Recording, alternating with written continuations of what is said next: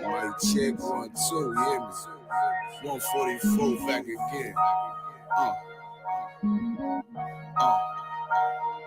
Run it back. Yeah.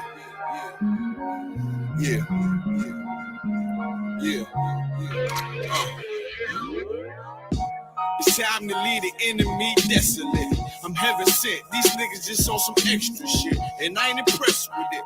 Could you kick that bullshit to the left of me?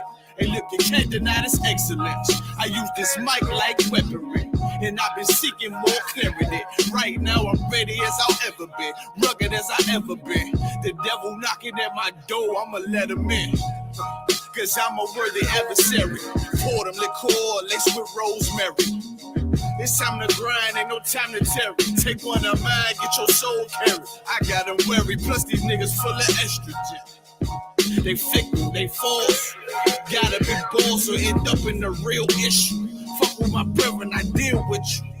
Yeah, look, it's getting real official. Seeing how them bitches can cross you, and how they still twist you. It'll hit you, then peel a tissue. Them others weak, my brothers been sent to the deep. So tell me, how can I turn the other cheek while this wicked world trying to smother me? Something gotta shake, I'm gonna cry it out. Time to gird up my loins and ride out. In my soul, I feel devastation. In my eyes, I see desolation. On my door, death is waiting. But I don't want to see no more desolation. I said I don't want to see no more. Hey, in my soul, I feel devastation. In my eyes, I see desolation. On my door, death is waiting. But I don't want to see no more desolation. But I don't want to see no more. Beat the cops, beat the ops, beat the motherfucking eyes. I'm the one. Why you think that I've been rolling with a Kai? Your little arms is too short to hotbox with God. French is long, team strong with them. A gun, die would die.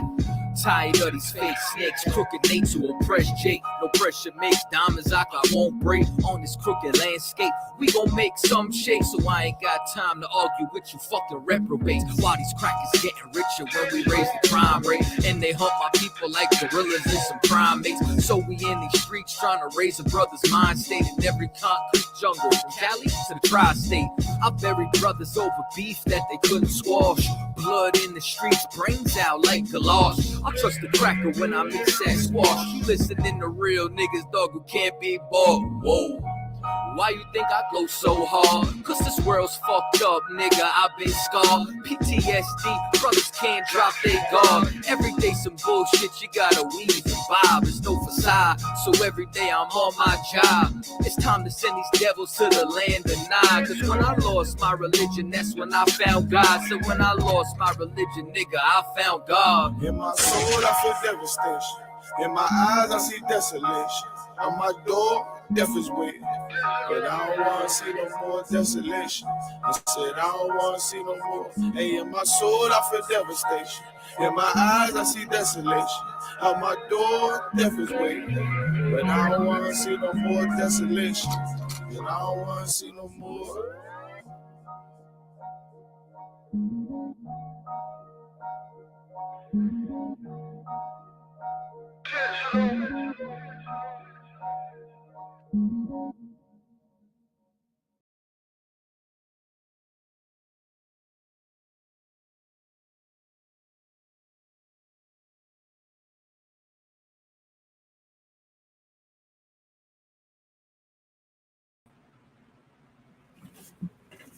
All right, what's up, Israel? Shalom, Yahweh, Shem, thought to the brothers. Shalom, Shema, Shema, Shema, to the sisters. Today is the ISUPK Sabbath service out of Arizona, right? Police Officer Fiddy Razam, you holding it down today, right? You know, see the title today. We're going to be going over Ezekiel 35, right? And Ezekiel 35 is about, you know what I'm saying, the hatred, you know what I'm saying, that the white man has for us, right? They were going to be. It's been a minute since I taught this class. Well, I think it's a good thing to go over, especially what everything the white man's got going on today, right? If you've been paying attention to the news, like Florida is like, you know what I'm saying. Listen, the DeSantis dude, he didn't I'm saying, what, got rid of all the so-called illegals, and now, you know, I'm saying there was a whole strike from the truckers, you know, saying who were standing against DeSantis, everything that he stood for by trying to get the illegals out of Florida. They've been hurting since.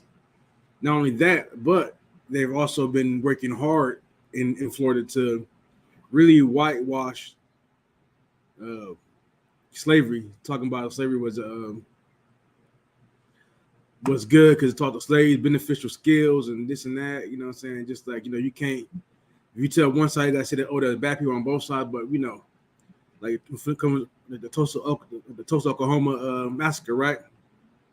They don't want you to cheat that. No, there was bad people on both sides, but that's not the case at all, because a few Klansmen died during that attack, where thousands of hundreds or thousands of white people died. You know what I'm saying?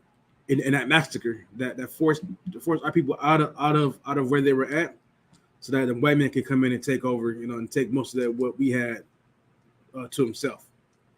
This is going to show his hatred that he has for our people. These are just examples. We're gonna get some more today. These examples, right?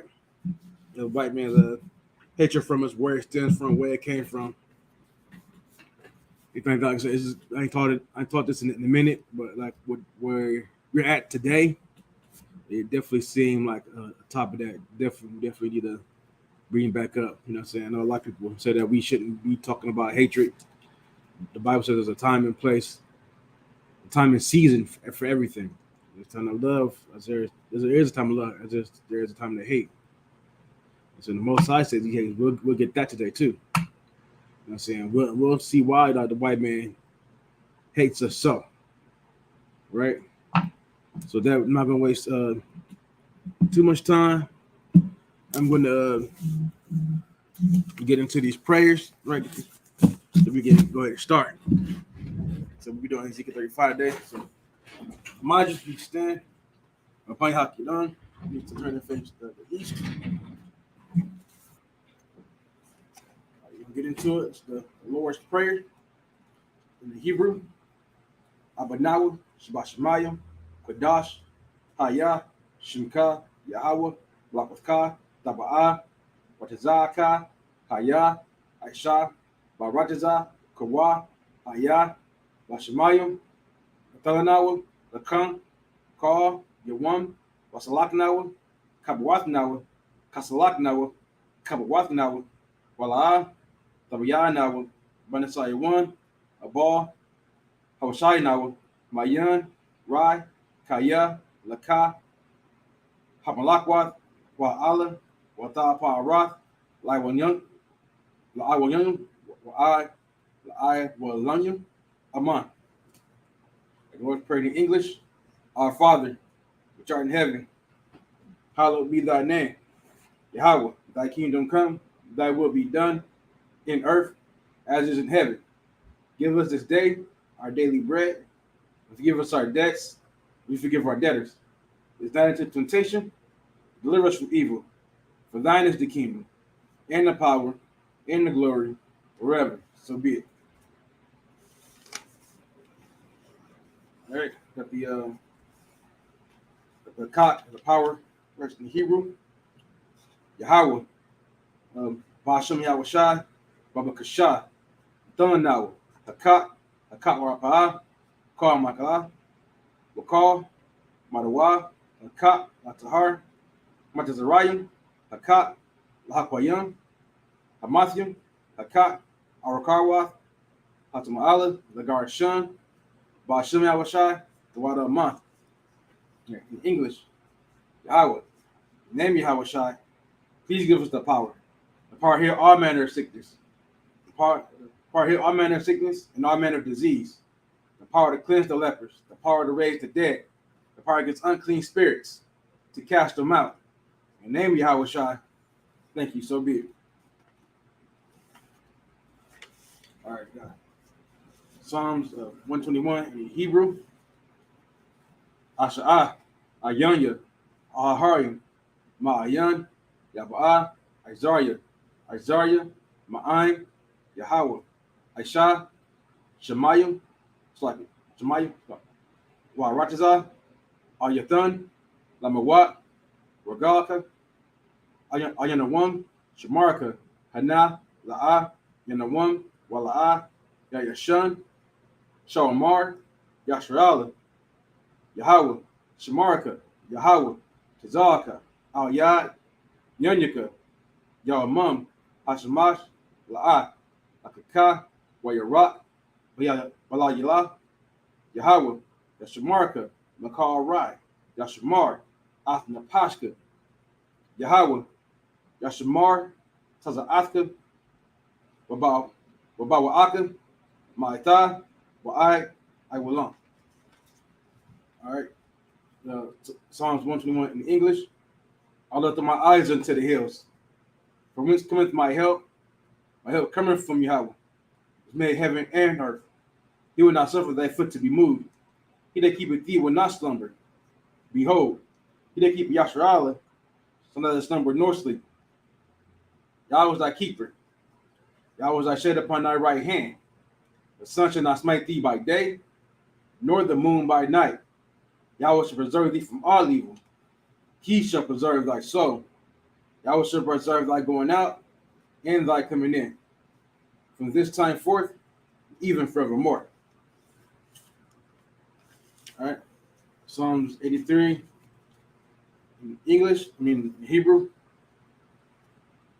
Alahayim, all Damayalaka, all Takarash, all Tashakwat, all Kayahana, Wayabika, Yahama, Yawan, Ra'ash, Al Imaka, Our Yamwa, Sawada, Wayata, Yatazawa, Al Tazapawanyaka, Amarwa, Lakawa, Wanakakidan, Magaya, Wala'a, Yazakar, Sham Yashrala, Agwada, Kaya, Nawaitazawa, Laba, Yakatwa, Al Yaka, Baryat, Yakarathwa, Ahaya, Adawan, Wayashma'alim, Mawa'abin, Wahagarium, Gabal, Wa'amawan, Wa'amalak, Palashah, I'm Yeshabia, Tazawar, Gum Ashawar, Nalawa, Imam, Hayawa, Zarawai, Labanya Lawat, Salah, Aisha, Slaka, Aisha, Laham, Kamayan, Kasaya, Sarah, Kayabian, Banakal, Koyashwan, Nashamatwood, Ba'ayan, Da'ara, Hayiwa, Daman, La'adama, Sayatamwa, Nada, Yamawa, Kairab, Bukata Abba, Bukata Bak, Bukata Zar, Kal, Nasir Kamwa, Bashar, Amarwa, it's like Nairashah, Nanawa, Na'awat, Alahayim, Sayatamwa, Kadagala, Kakwash, Lapanya Raka, Ka'ash, Taba'ira, Ya'ira, Wakala Talahat, Harayam, Khan, Tharadatma, Basa'iraka, Babasa, Wapathka, Tabahalam, Mala'ah, Panyaham, Kalawan, Wayabakashwa, Shunka, Yahawah, Yabashwa, Waya, Bahawa, Ayai, Waya, Kaparwa, Waya, Abadwa, Waya, Da'iwa, Kaya, Ata, Shunka, Yahawah, Labaka, Ayawan, Al-Kal, Ha'aratazah. In English, keep not thy silence, O God. Hold not thy peace, and be not still, O God. For lo, thy enemies make a tumult. They that hate thee have lifted up the head.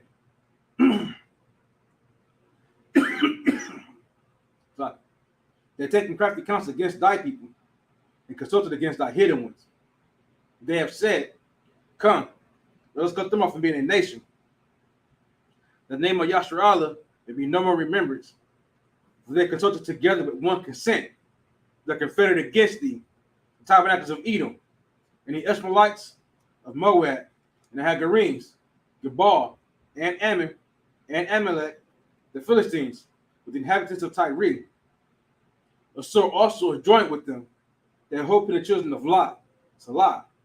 Do unto them as unto the Midianites, as to Sisera, as to Jabin, the book of Kasan, which perished at Endor. They became as dung for the earth. But then there was like Ored, like Zeeb, yea, or the princes of Zabah, and that's Zamuna, who said, let's take to ourselves the houses of God in possession. Oh my God, make them like a wheel, as a stubble before the wind, as the fire burneth the wood, as the flames set the mountains on fire. So persecute them with thy tempest, and make them afraid with thy storm. Fill their faces with shame, that they may see thy name, O Yahweh. Let them be confounded and troubled forever. Let them be put to shame and perish, that men may know that thou, whose name alone is Yahweh, art the most high of all the earth. All right. With the blessings in the Hebrew, Barakatah Yahweh, Wa Yahweh Shai, Wa Ma'ika Allah, Wa Alahayim, Adazab Ya'ah, Alawap Yahana, Ha Alawapim, Hasanranyim, Hakwatazayayim, Hakar Yayim, Wa Hakwathim, Yahweh, by Hashem Yahweh Shai, the water Aman. All right. And the blessings in the English. Bless you, Yahweh, and Yahweh Shai, and Michael, and the angels, commanding Jiran Yohana, the generals, the captains, the officers, the troopers, and the sisters. Yahweh. Your name Yahweh Shai. Thank you. So be it. All right. Sorry why you're shugging. You just trying to be seated. Give me 1 sec.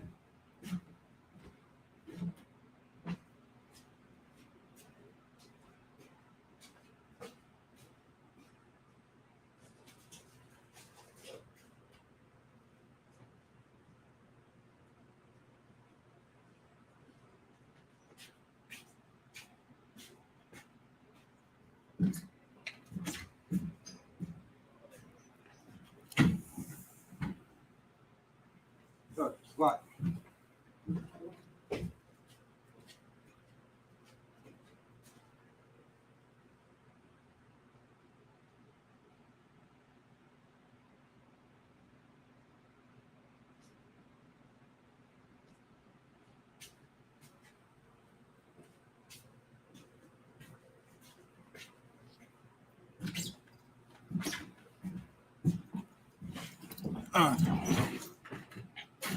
All right. Like I said, we'll be in hey, Shalom Hot. Like I said, we're going to be Ezekiel 35 today, right? We're going to start off in the start by reading the first 7 verses in the Hebrew. All right, so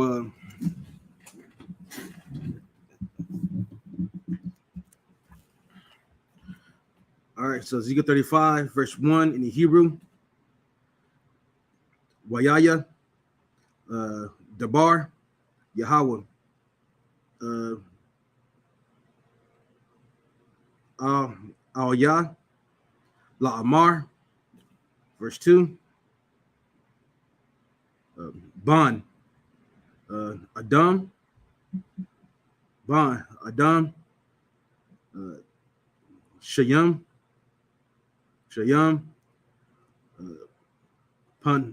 Panyaka, Har,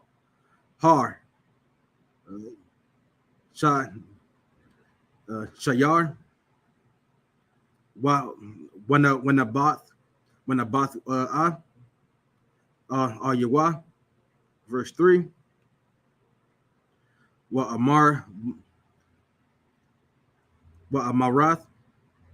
Lawa, Ka, Amar, Adon, it's like Adanya, Yahweh, Hananya, La, it's like Ayaka, Har, Shayar,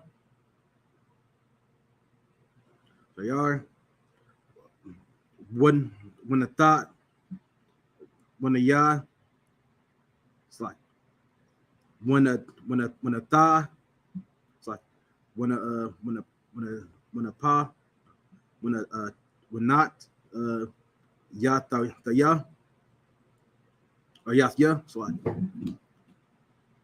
Yad Ya, All Yaka, when the Tha Yaka, when the Thought Yaka, Shamama,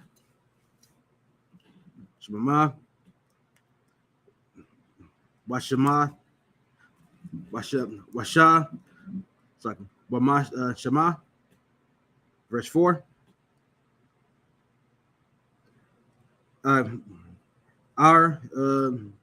Aryaka,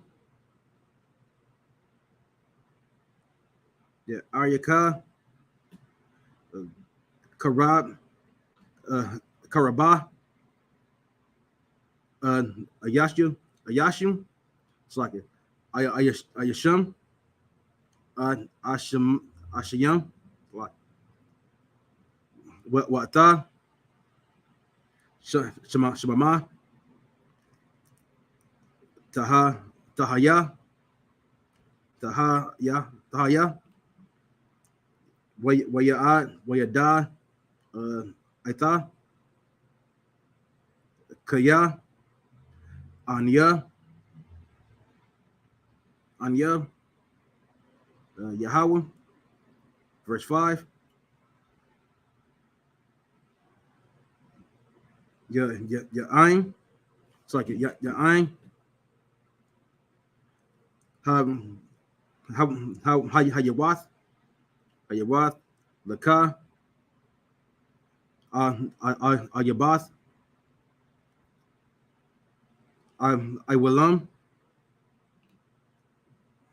with the gar, Atha, Banya, Yasharala, Al, Yadya, Karab,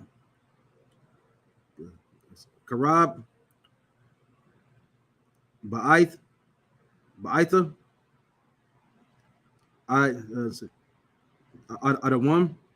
It's like are you dumb? Ba'aitha, I won, Quataza, verse 6, Lakan, Kaya, Anya, Naam, Adanya, Yahweh, Kaya, Ladam, it's like Ishama, it's like Ashimka, Wadam, you're a pod, like you're a Datma, you're a Datka, La'a, Dam, Shana Ata, Wadam, with Rob, Radaka, verse 7. Wanata, Wanataya, looks like Wanat, Yah, Ath, Har, Amyar, Lashma'a, Lashma, Washamama, Mashamama, Waha, Karathia, it's like Ara, Karthia,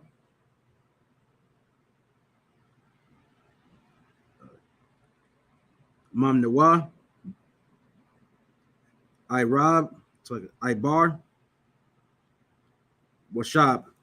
All right, so that was the first 7 verses in the Hebrew.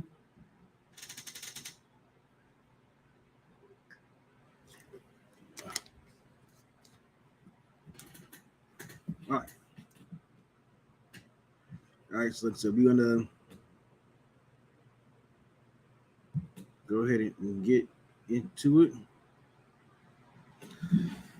Like I said, this is if you know, Ezekiel 35 deals with the judgment that the nation of Edom is going to receive from the Most High, right? And we're going to see why they're going to. We're going to see why they're going to receive this judgment today, right? Because their judgment is earned, right? Every nation on earth has earned their judgment from the Most High. We're going to speak about Edom today, the so-called white man, right? Our oppressor. And the judgment that he has earned is to be cut off forever. That's no sense. Skip to the end. Just know the judgment will be cut off forever. That's not my words. That's the Most High's words. We're going to see why. And one of the reasons why he's had this everlasting hatred for our people. Right, and let's get into it. So the book of Ezekiel, chapter 35, verse 1. Moreover, the word of the Lord came unto me, saying, even though this is the prophet Ezekiel talking, this is what the Most High has sent to him. Son of man, set thy face against Mount Seir and prophesy against it. Now, if you don't know, we'll get into it, right? Matter of fact, I'm gonna show you why he says to set thy face against Mount Seir, right? And to prophesy against it. This is where that's where Edom has that's where Esau has settled, you know what I'm saying? Back in Genesis, you know what I'm saying? He dwelled in these cliffs, right? We're gonna get into it. We're not just gonna bring it up. We're gonna actually pull out. This is where he settled at. This is the reason why the Most High said to set his face against that particular mountain. The mountain, Mount Seir is just this mountain over there, close to in that area. It's like so you can get to.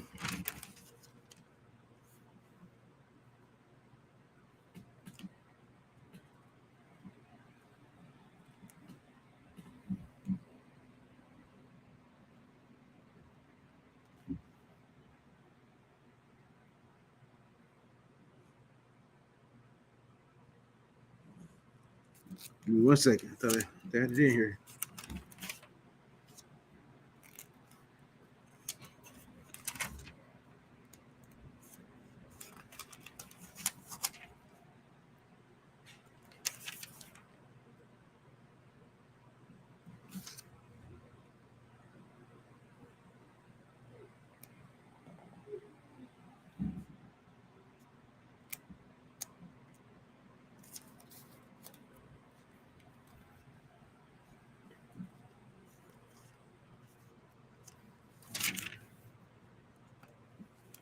That had it here.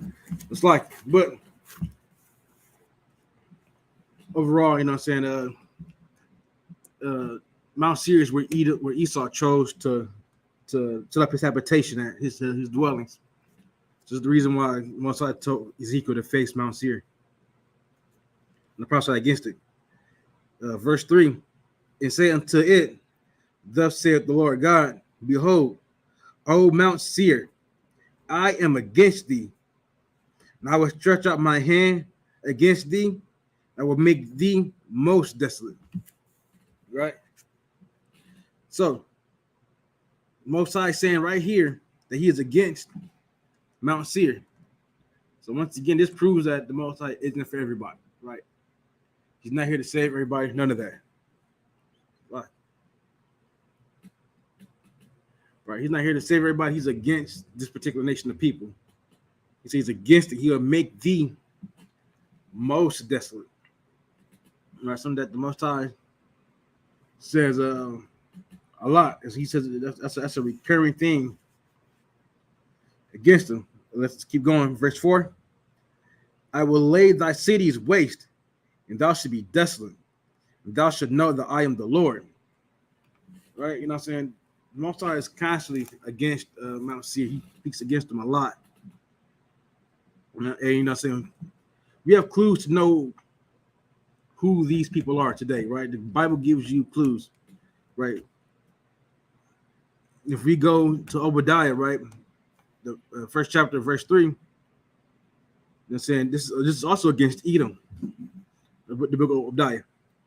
Verse 3 said, the pride of thine heart has deceived thee. Right. If we know anything about the so-called oppressor, right? The oppressor, the so-called white man, that he's a very prideful being. White people think that so-called white people think that America is going to be around forever. America can't fall, won't fall. The most powerful country, most powerful nation on the face of the earth. You know what I'm saying? That's the thing, you know what I'm saying? This is supposed to be the home of the brave, right? The land of the free. We both know those are lies. Right. But what else does the Most High say about this people? Thou that dwellest in the cliffs of the rock, whose habitation is high, that said in his heart, who shall bring me down to the ground? Now, the only person that ever calls himself a caveman on the face of this planet is the white man. He's the one that says that he comes from caves. And this is who he's talking to. You know what I'm saying? Mount Seir, they dwelt in caves out there in the mountains. They lived very high. This and the white man continues today. Like we live in Arizona, there's plenty of houses in Arizona, in Phoenix, and Tucson, where a lot of houses are built into the mountain. Right? They're built on the mountain. And so around all the mountain lines and all kind of wildlife, but that's where they choose to place their homes. Right? $1 million homes, you know what I'm saying, no backyard, but you're sitting on top of it, sitting on the side of a mountain. This is what these people do. This is who we know who the Bible is talking about. You know what I'm saying? Bible characteristics of each nation in here, so that way you know who they are. You know what I'm saying, in today's time. Right? And this is also another clue. We know who we're talking about. Though that thou exalt thyself as the eagle, and though thou set thy nest among the stars, this will I bring thee down, saith the Lord. So he exalts himself as the eagle. We all know that Esau's symbol is the eagle, right? It says as the swift as the eagle coming. You know what I'm saying? People are fierce countenance, right? Fierce face people, you know. So that's who Esau. That's what Esau is. We're gonna jump back, right?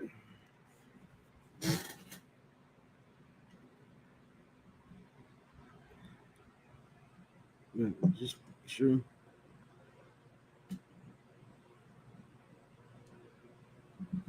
Right. So, verse 5, where we get to the meat and potatoes of today's class, right, is Esau's hatred of us. It's a very deep, very long-running hatred, right? Ezekiel chapter 35, verse 5. Because thou hast had a perpetual hatred and has shed the blood of the children of Israel by the force of the sword in the time of their calamity, in the time that the iniquity had an end. So what does this mean? Right?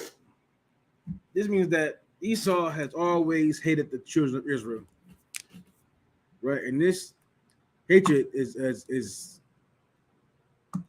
long, thousands and thousands of years of hatred towards our people. Right? Perpetual hatred. You know what I'm saying? Where did this start at? This all starts back in Ezekiel. Not Ezekiel, but in Genesis.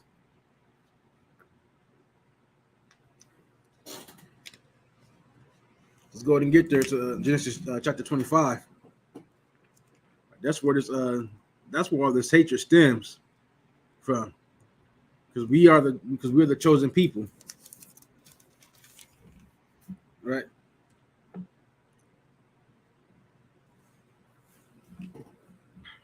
Now we're gonna start at Genesis chapter 25, verse 23. This is when Rebecca, right? She was pregnant, you know what I'm saying, with Isaac's kids. She's gonna have twins, and she's wondering why she's having such complications, why her pregnancy is causing her such complications, why she's hurting. Right, like I said, verse 22. And the children struggled together within her, and she said, "If it be so, why am I thus? If I'm supposed to have these kids, why am I in pain like this?" And she went to inquire of the Lord. Right, so the Most High is going to give her the answer she's looking for. Verse 23. And the Lord said unto her, 2 nations are in thy womb. Right, so the Most High has made, right from the beginning, the Most High has made a separation, right, that we're not the same. You know that even though these two come out your womb, they're come out you. These are 2 different people, 2 different kinds of people. These are 2 nations, right? They're going to come. And 2 manner of people shall be separated from thy bowels, right? So there's going to come 2 people from her bowels. He said these are 2 manner of people. They're going to be very different from each other. And the one people shall be stronger than the other, and the elder shall serve the younger. So right off the bat, the Most High has made it known that Esau is predestined, if you want to use that word, to serve his younger brother. Right, but right here they'll give the names yet, but this is Esau and Jacob. Esau being the older brother, he's supposed to serve the younger, and but he's weaker than the younger brother too. Right, we're going to continue to verse 24. When her days to be delivered were fulfilled, behold, there were twins in her womb. Right, so now she had the baby. She see that these are twins. Of course, she knew that she had twins. From Most High telling her that Most High saying that she had 2 nations. 2 nations are in thy womb. Right, you're going to have 2 kids. And what we know is that these are fraternal twins, right? These are not identical twins, but fraternal twins. There's a difference. Identical twins means both come out looking somewhat similar, while fraternal means these are you just had 2 different kids, 2 different you had twins, but they don't look the same. Right? Not all twins are identical. Some twins are just fraternal, and they just happen to be pregnant with both at the same time, but they're going to come out looking different. They're not going to have a close likeness to each other visually. Right, verse 25. Right, this is going to give a description of the first one. And the first came out red, all over like a hairy garment. And they call his name Esau. Right, so Esau looked like a hairy garment, like red. Now, there's a reason why they give a description of Esau here. When we continue, the reason I give a description of Esau because Esau didn't come out looking like everybody else. right? When he came out, he looked very different from the others, from the rest of his people, so called, right? Verse 26. And after that came out his brother, and to his hand took hold of Esau's heel, and his name was Jacob. And Isaac was 80 years old when she bare them. So basically, Isaac was about 60 years old when we two were born. I think the score is like 20 years. In fact, we can just look that up real quick. That way we know we get a roundabout age how old he was.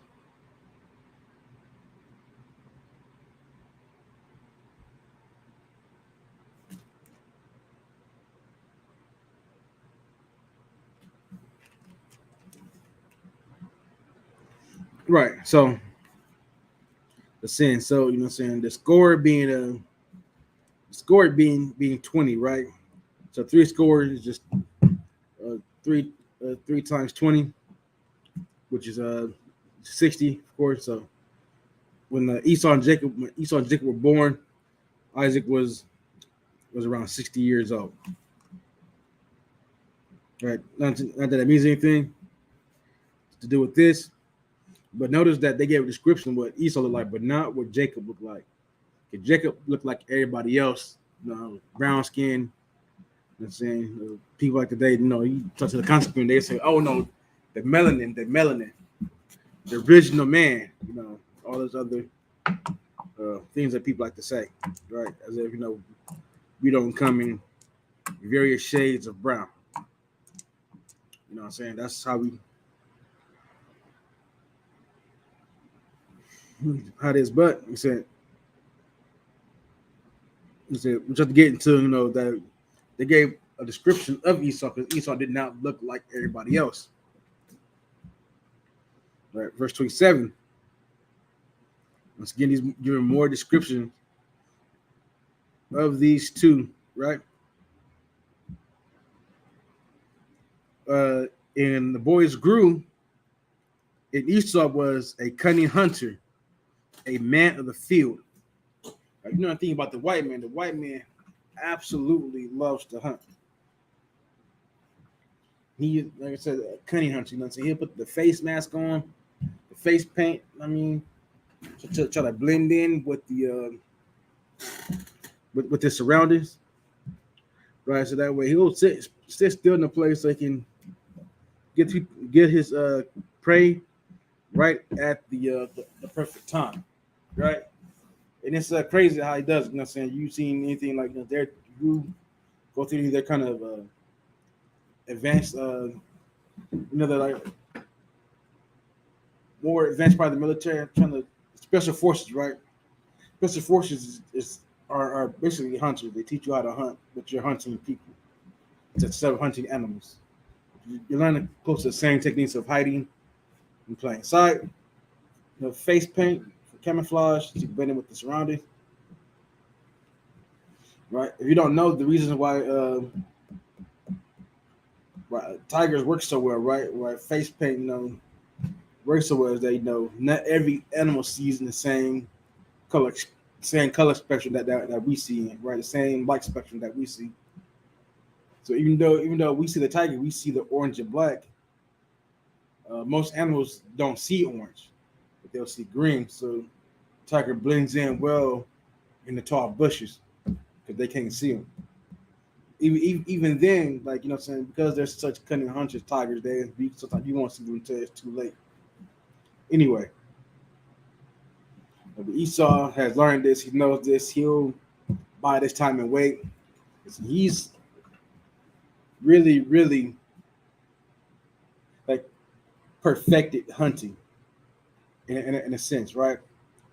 Because we know that's what he was blessed with. He was blessed with the sword. The Bible says he was a cunning hunter, a man of the field. This is where Esau likes to spend a lot of his time at. It's in the field, right? And I'm saying this is he'll hunt anything. Like I said, he hunts animals. He hunts people. You know what I'm saying? This is not, you know what I'm saying, that's not nothing new. We know this. You know what I'm saying? He tells himself all the time by the movies that he makes where, you know what I'm saying, a so-called oppressor, so-called white man will get tired of hunting animals, or he needs better press, he'll start hunting humans. This is, have you ever seen Spider-Man? This is basically Craven the Hunter, right? In Spider-Man's series, right? Craven hunted all the most fearsome animals on the planet. When he got tired of hunting Noah because they didn't give him any more sport, he didn't have fun with it anymore, he turned his sight to hunting people. That's why he comes with the Spider-Man, because he wants the thrill of hunting, you know, someone as powerful as Spider-Man in the series.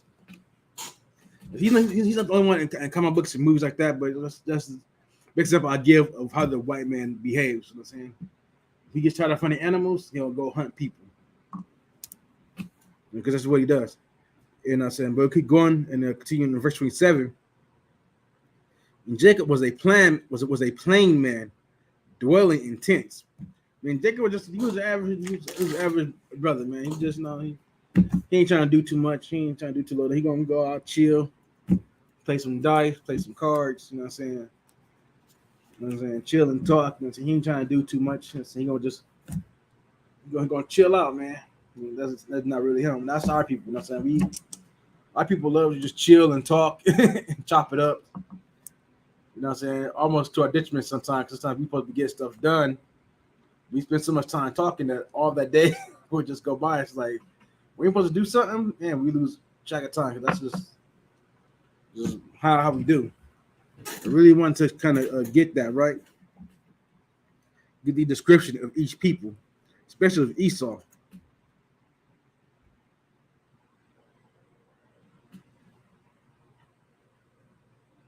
But we're going to jump down to verse 29, right? We said we get it. So right here, we got the description of Esau, right? So we're going to get into is why and where this hatred for the children of Israel started. We're going to see that it started right here in Genesis, right? Genesis 25, verse 29. And Jacob sought pottage. Esau came from the field, and he was faint. I mean, he went out, he was hunting, come back, he'll a little tired, he's exhausted. And Esau said to Jacob, "Feed me, I pray thee, with that same red pottage." It means like he's cooking. Jacob's cooking, but his food's not done. It's still red. You know what I'm saying? He cooking it, and Esau's like, hey, man, I'm starving. You know what I'm saying? Except for I am faint. I'm exhausted. I'm tired. I need rest. I need to eat. I've been out in that field all day. Right? And therefore was his name called Edom, right? Because he ate that red meat, right? That red pottage. And he just couldn't help himself. He was too faint. You know what I'm saying? Esau's just. So the white man is the most lazy group of people on the face of the earth. Man. They cannot do hard work, and they are just some of the biggest crybabies when it comes to it. Right? So they over exaggerate everything. They feel like they've been like the only people that's just like, oh, I just have it so bad, so hard. I mean, what you talking about? You been better for a little bit, man. You can wait a little bit till this food is cooked. Nah, I can't wait, man. I'm going to die if I can't eat this right now. I said, I'm gonna pass off from exhaustion. That's how basically like Esau was acting. Right? And of course Jacob, you know what I'm saying, seeing this as an opportunity, right? You know what I'm saying? Going to verse 31. And Jacob said, "Sell me this day thy birthright." Why did Jacob say this? Because in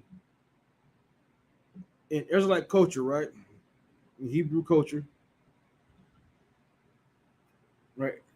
the culture that these brothers are taking after, right? The oldest is supposed to get the birthright. The oldest gets the money, or the blessings and things like that. Uh, from the father, it goes down from the father to the oldest son. So Jacob, seeing how if you're just that hungry, right? Jacob says to his brother, all right, sell me this, they get thy birthright. Right. This the deal. Now, it's got some Christians and some people who say that this is where Jacob tricked Esau, but this wasn't a trick. This was a deal being conducted. This wasn't a trick. He didn't trick him. He didn't say anything slick. So he just said, hey, you want it, go and give me your birthright. And if you're hungry, just give me your birthright, man. Nowhere did it say that he lied or he would talk slick to him. He just said, give me your birthright. Sell me your birthright. Now for this red pottage. But verse 32, and Esau said, behold, I am at the point to die. And what profit shall this birthright do to me? Esau is he's really selling at this point. He is, like I said, he's over exaggerating. He said he was famous, but he's like, I'm at the point that I'm going to die if I don't eat. If I don't get this food, I'm going to die. So if I'm going to die, why do I need this birthright? It does nothing for me. You know what I'm saying? That's what I said. What profit? You know what I'm saying? He didn't cover his birthright. He didn't cover it at all. This was the problem with Esau. He hated his birthright. Not only that, but he took a wife of a different nation. He should have took somebody that was of his mother and father's nation, but he didn't. Once again, could prove him further why he's just, you know what I'm saying, he's just a degenerate, if you want to use that kind of word I can think of right now. Verse 33, and Jacob said, swear to me this day. He told him, hey, yes, it's locked.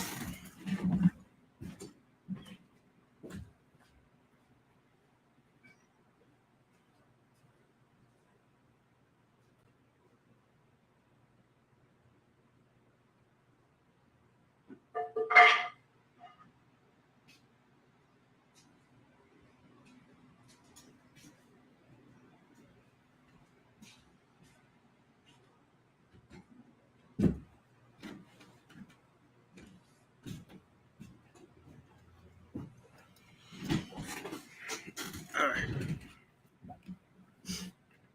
Right. So let's say so right now, you know what I'm saying, Esau, he's just like he's landing on thick right now. You know what I'm saying? I'm gonna die. This birthright not gonna do nothing for me. This is just I need food right now. You know what I'm saying? He being a big baby, he could have waited 30 or 40 more minutes for the food to be done, however long it's gonna take. Eat. Saying drink yourself some water. You know what I'm saying, chill out, you know what I'm saying, and some shade. But you know, he couldn't do that. He said, Jacob said, swear to me this day. What's Jacob said? You said your birthright? He's just like, yeah, man, whatever. I don't even need it. Do no good because I'm about to die. Jacob said, all right, cool. Swear this to me. Once again, I don't see I don't see the deception that some people like to say that Jacob did to Esau. There wasn't deception. He legit made a deal. It was a legit deal. You know what I'm saying? It was a barter. You know what I'm saying? You want this? Well, then give me this. Isn't that how we work today? There's no deception there. Esau knew what he was giving up. He didn't care. He just didn't. Then he swore unto him. He sold his birthright unto Jacob. Right? That's what happened. He sold his birthright. You keep going. Then Jacob gave Esau bread and pottage of lentils. And he did eat and drink and rose up and went his way. Thus Esau despised his birthright. He despised it, man. If he loved it and cared for it, he would have not sold it to his brother. But here's what we learn about Esau. Esau is not a man of his word. We know the white man. We know that the white man is the man of his word. He made over how many treaties with the natives of this land, the First Nation people, and he broke all of them. How do you make over 600, 800 treaties and break them all? Like, how do you do that? I've always wondered how is that possible to do? How can you make so many promises and break them all? You know what I'm saying? It's definitely ridiculous.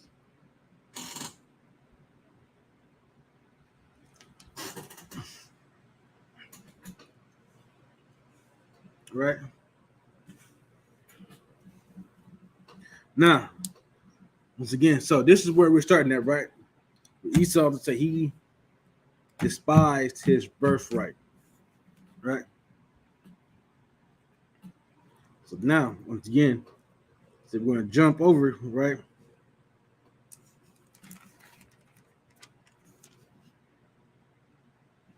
Now, at this point, we'll jump to chapter 27, right?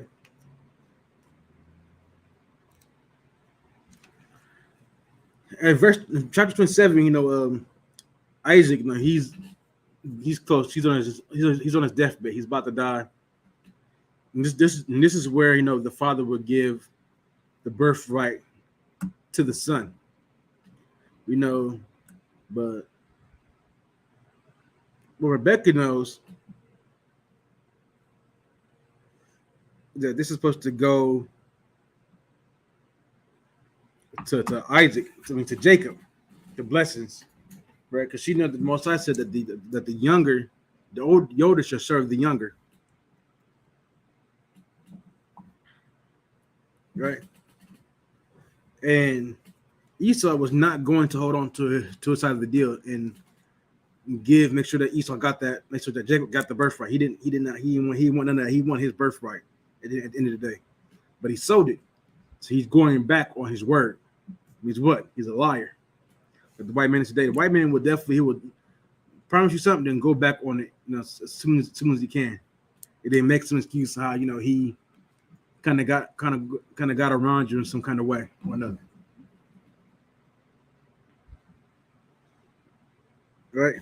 So just gonna get into a little bit. Just Genesis chapter 27, verse 1. It came to pass when Isaac was old, his eyes were dim, that he could not see. So now Isaac has lost. It's like Isaac has lost his sight. You know what I'm saying? He can't see very well. Barely. And he called to Esau, his eldest son, and said unto him, "My son." He said to him, "Behold, I am here. Here am I." And he said, "Behold, now I am old. I know not the day of my death." So Jacob's letting Esau know, like, "Hey man, I'm old and get ready to die, but I don't know what day it's going to be, but it's close." Verse 3. Now therefore take, I pray thee, thy weapons, thy quiver, and thy bow. Go out to the field and take some venison, and make me savory meat, such as I love, and bring it to me, that I may eat, that my soul may bless thee before I die. Right? And so this is what Isaac is asking of Esau to do, right? To give him some food before he goes. Continue. Rebecca heard when Isaac spake to Esau his son, and Esau went to the field to hunt for venison and to bring it. So now Rebecca hears this. She knows that Jacob was the one supposed to be over Esau. Rebecca spake unto Jacob her son, saying, "Behold, I heard thy father speak unto Esau thy brother, saying, Bring me venison and me savory meat, that I may eat, and bless thee before the Lord before my death. So she know that him bringing the venison, the meat, he's gonna give Esau his birthright, his blessings. And she says to Jacob, now therefore, my son, obey my voice, according to which I command thee. Go now to the flock and fetch me from thence 2 good kids of the goats that will make them savory meat for thy father, such as he loveth. So of course, this wife, she know how to make food. She know how to make the food that Isaac loves to eat. Instead of going out to hunt, she said, "Hey, go to the sheep, man. Go over to the goats and get me like two lambs, man. We about to make this man some good food before he goes. So just do what I say. Go over there, get 2 lambs, so you can make this venison for your father." All right, and so this how it went down. So of course, then to kind of save on some time, right? You know what I'm saying? She covers Isaac in some sheepskin first, so that way he's hairy, because Esau was a hairy man, but Jacob wasn't. You know what I'm saying? He look at most of our people aren't really hairy. A lot of so-called Edomites, Esau today, they are hairy people. So she needed a fool, so that way he can get that way Jacob could get the blessings.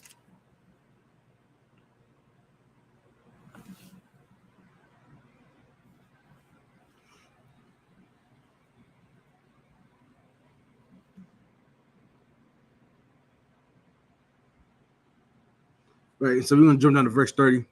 It's just still chapter 27. And it came to pass, as soon as Isaac had made an end of blessing Jacob, and Jacob was yet scarce gone from the presence of Isaac his father, that Esau came in from his hunting. Right, so Jacob got in there, he got the blessing, he got out. Not soon after that, the Esau arrived. And he also made savory meat and brought unto his father. He said unto his father, "Let my father arise and eat of his son's venison, that thy soul may bless me." And Isaac his father said unto him, "Who art thou?" And I'm saying, I was like, wait a minute, what's going on? Like, who are you? What is going on here? Like, what? Like, he's confused. And of course, Esau says, and he said, "I am thy son, thy firstborn." Esau was like, "Yeah, I'm Esau. What are you talking about?" He's like, "It's me." In verse 33, and Isaac trembled very exceedingly and said, "Who? Where is he that have taken venison and brought it to me, and have eaten of all before thou camest, and have blessed him? Yea, he shall be blessed." So he's saying, "Hey, listen, I already listen, you came before, you already fed me, I already ate, and I already gave the blessing." It's done. It's the done deal. It is what it is. I already gave the blessing. You know what I'm saying? What's done is done, right? In verse 34, and Esau heard the words of his father, and cried with great and exceeding bitter cry. It said unto his father, "Bless me, even me also, oh my father." It's like, hey, but can I get something? Can I get a blessing? I don't get nothing. I don't get anything. Give me something. In verse 35, and he said, "Thy brother came with subtlety, and have taken away thy blessing." So, hey, listen, your brother came in a real sneak like, you know what I'm saying, and took your blessings, man. It is what it is. I say he came with subtlety. This is where also people say, like, oh, this is where Isaac lied. But of course, as we know, we read back in the 25th chapter that Esau sold his birthright. So Esau, if he was a righteous man or a man of any kind of honor, he would have told his father, "Hey, listen, I don't get to receive the birthright because I sold it to Isaac. I sold it to Jacob. So Jacob should have been the one receiving. So that you should give Jacob the birthright, the blessing, because I sold it to him so I can survive and eat, because I was about to die from hunting, because I was tired. He didn't do that. He heard he about to get the blessing. He was like, I'm gonna get my blessing. Once again, not being a man of his word.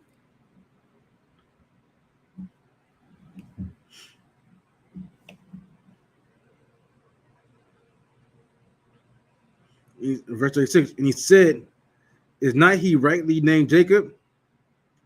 For he hath supplanted me these 2 times. He took away my birthright, and behold, he hath taken away my blessing. And he hath said, hast thou not reserved a blessing for me? He's like, listen, Jacob tricked me twice. He took my birthright, he took my blessings. And he supplanted me twice. He done me dirty. Listen, man, this is all on you, Esau. You despise your birth. You didn't have to say a birthright, but you did anyway.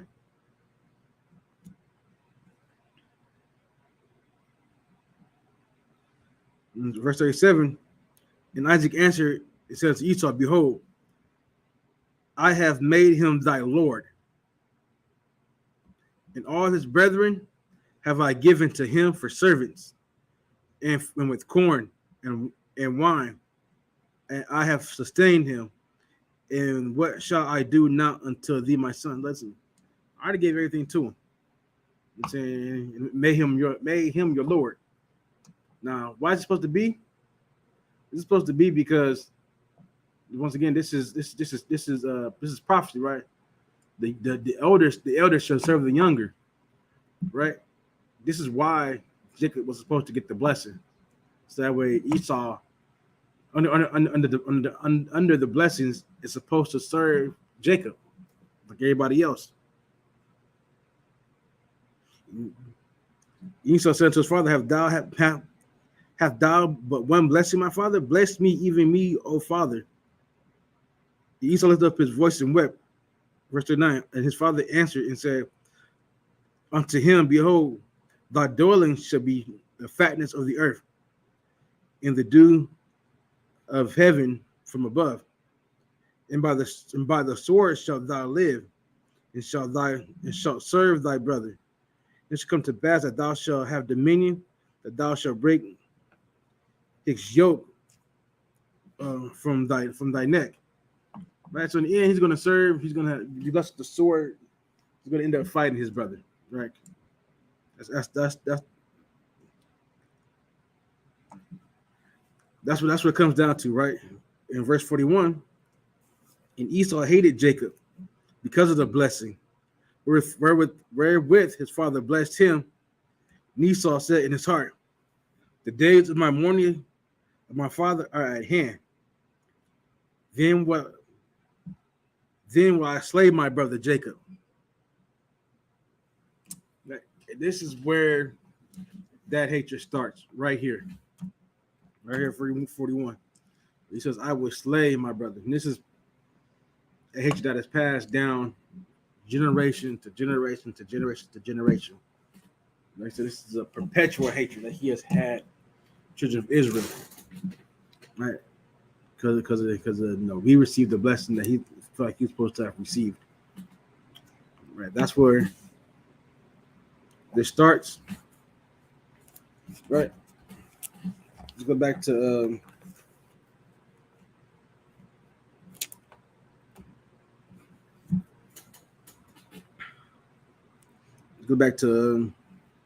Ezekiel 35.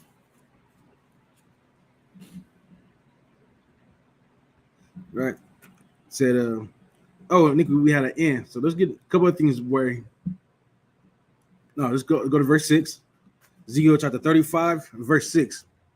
Therefore, as I live, said the Lord, I will prepare thee unto blood, and blood shall pursue thee. Since thou hast not hated blood, even blood shall pursue thee. So part of his reward for his hatred and spilling of the children of Israel's blood, that he's gonna be put to great death.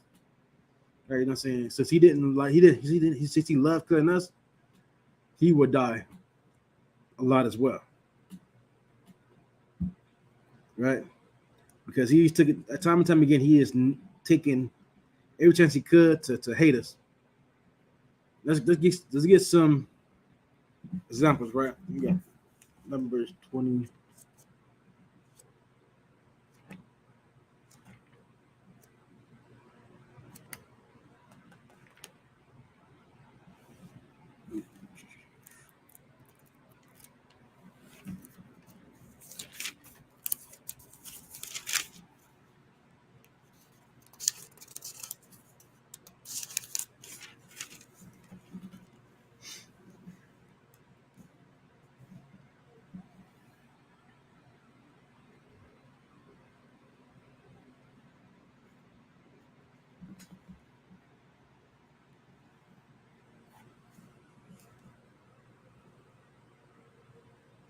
All right, so let's get some examples, like some of his hatred towards us, right? So this is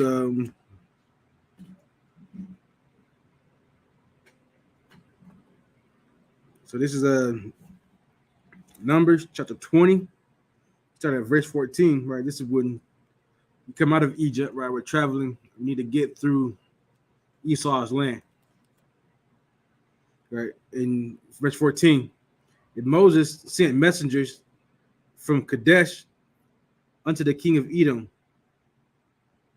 Thus saith my brother Israel, thou knowest all the travail that hath befallen us, how our fathers went down into Egypt.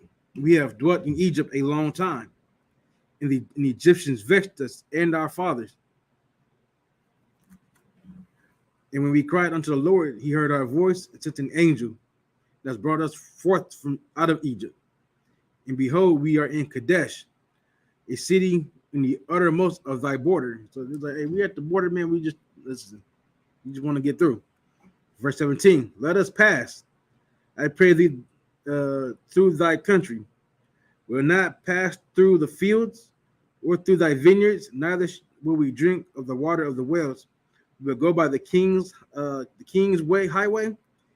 We will not turn to the right nor to the left till we pass thy border. Listen, we just want to get through.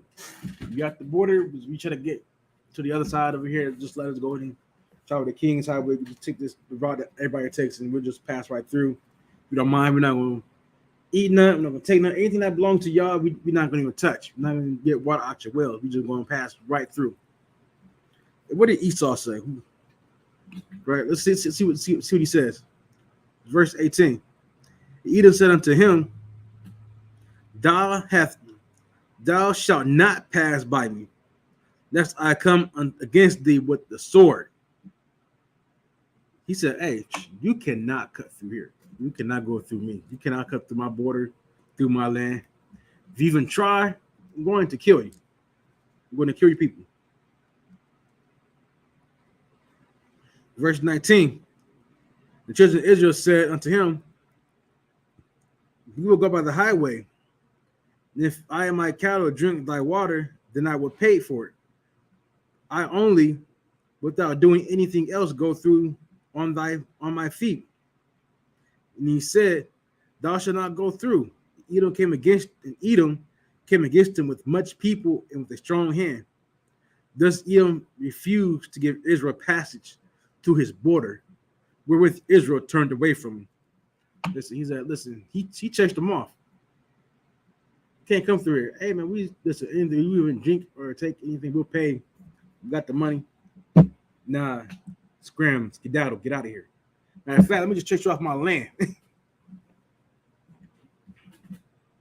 That's the kind of people that we are dealing with today. That's them. And then Esau does that today. So you try, hey, I'm trying to pass through. Get off my land, I'm gonna kill you.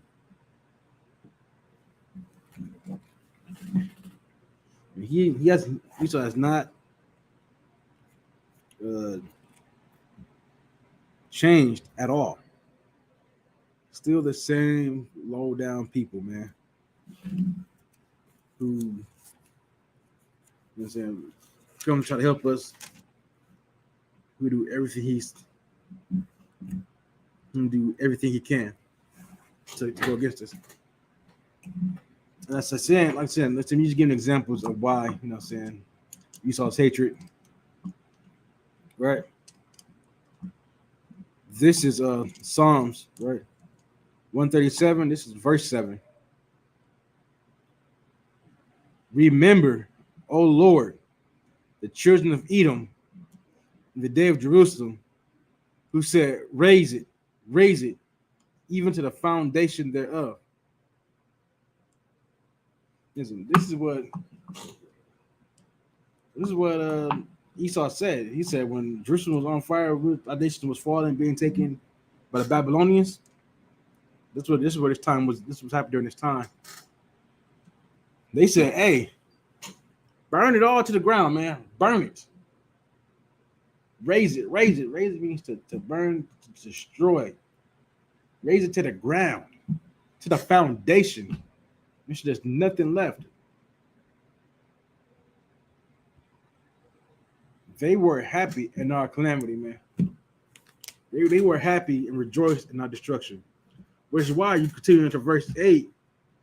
The Most High says, O daughter of Babylon, who ought to be destroyed. Right? Because you were happy for our destruction.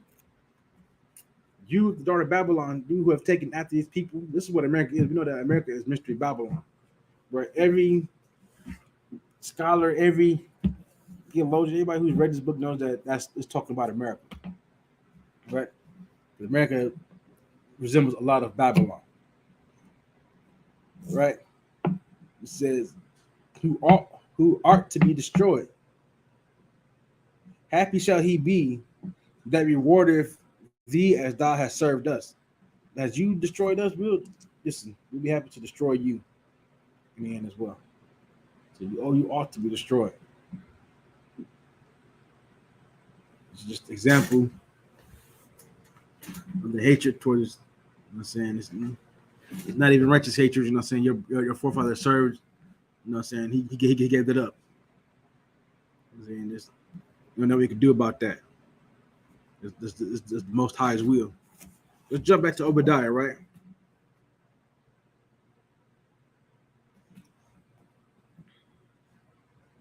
Again, you know what I'm saying, it's like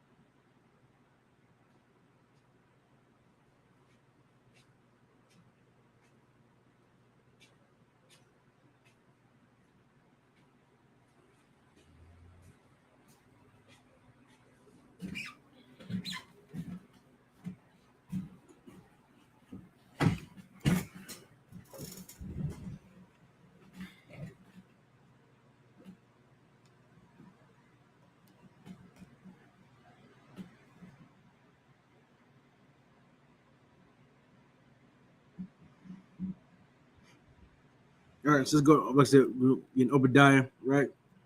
There's verse 5.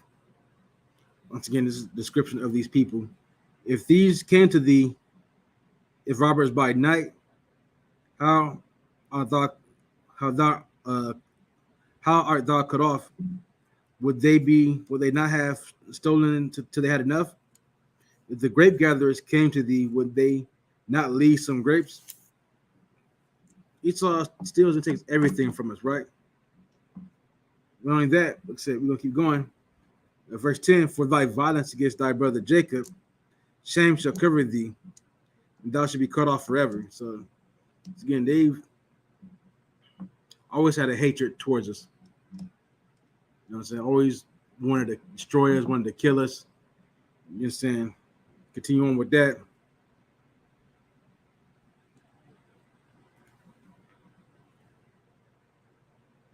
Right. Once again, like I said, I'm showing the hatred for us, right? Continue to verse 11.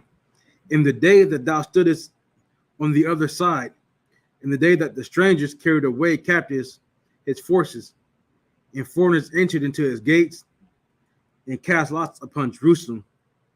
Even thou wast one of them. So they were, we were being ransacked, and they were coming casting lots. He was right there. He was right there, helping them, amongst them. Make sure that we were destroyed. Like I said, like I put it in Psalms 137. Like he said, no, to raise Jerusalem even unto the foundation.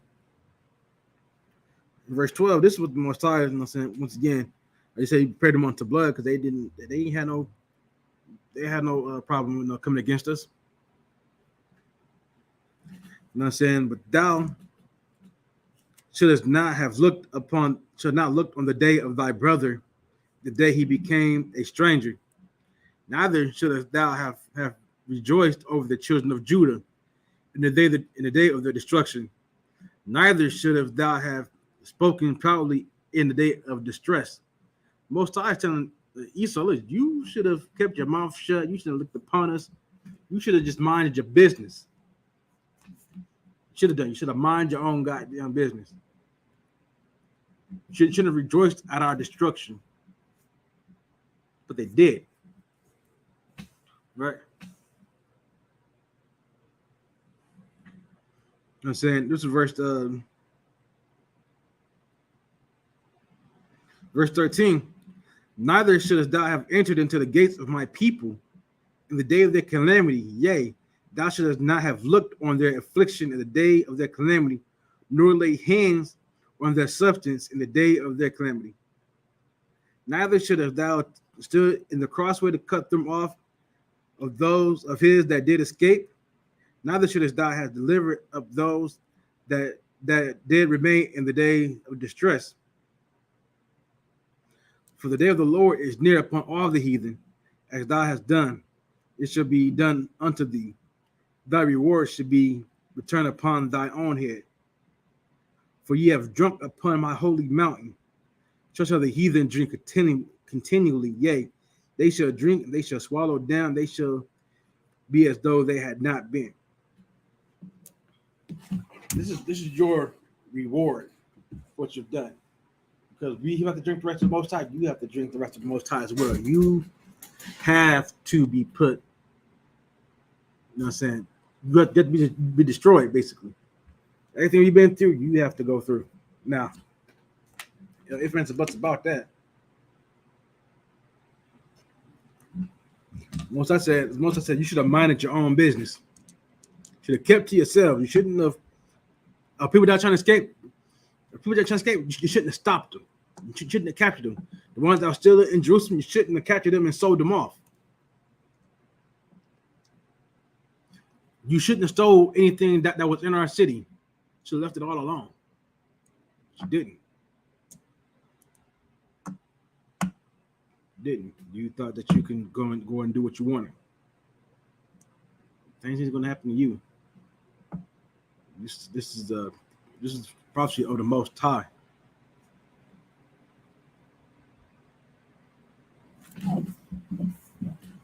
I said we get some more example of the hatred towards us, right?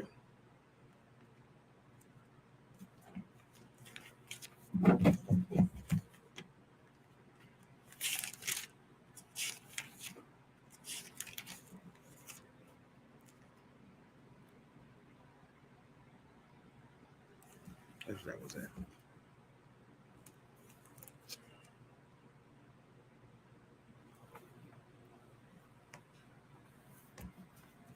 Let's go to 1 Samuel chapter 22. Chapter 1 Samuel chapter 22, verse 9, right? So give an example of his hatred, right?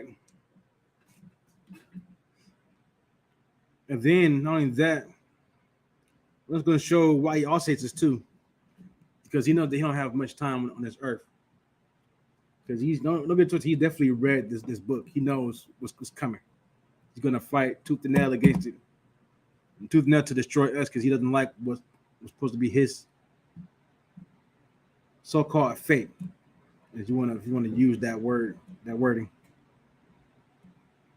Right. This is 1 Samuel chapter 22, verse 9. Then answered Doeg the Edomite. Now, this is when David was on the run from Saul. Right. This is when Saul was trying to kill David because the kingdom was ripped from Saul, and Saul knew that David was set by the Most High to be the next king over Israel. Though the Edomite, which was set over the servants of Saul, and said, I saw the son of Jesse coming to Nob, to Amalek, the son of Ahitub. Right, so this is when the priest kind of told Saul, like, hey, David ain't been here, but this is Doeg going to Saul and said, hey, no, I seen David over there at Nob with Amalek and his boys, right? But Ahimelech. Right.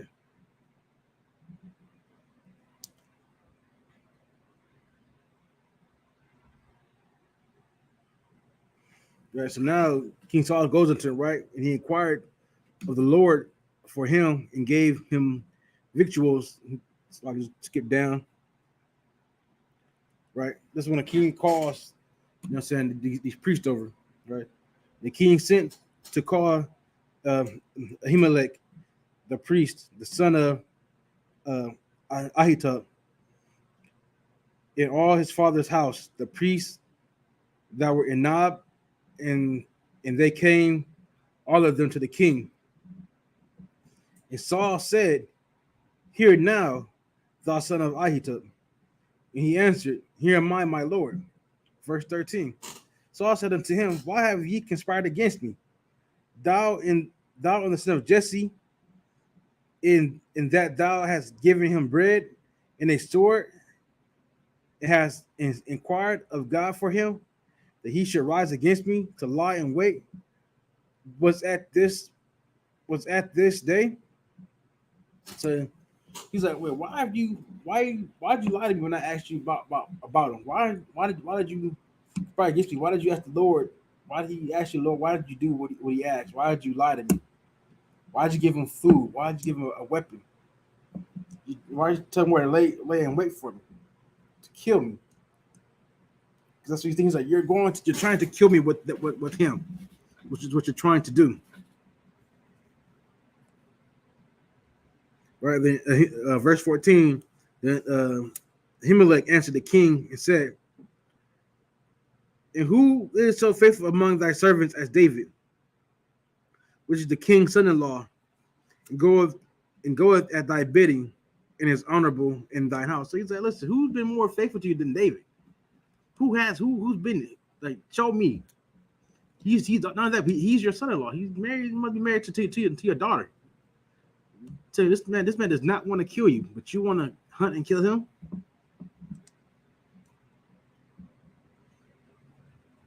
Right, so we skip down because now he's heard a lot. The king has heard enough. He's like, whatever.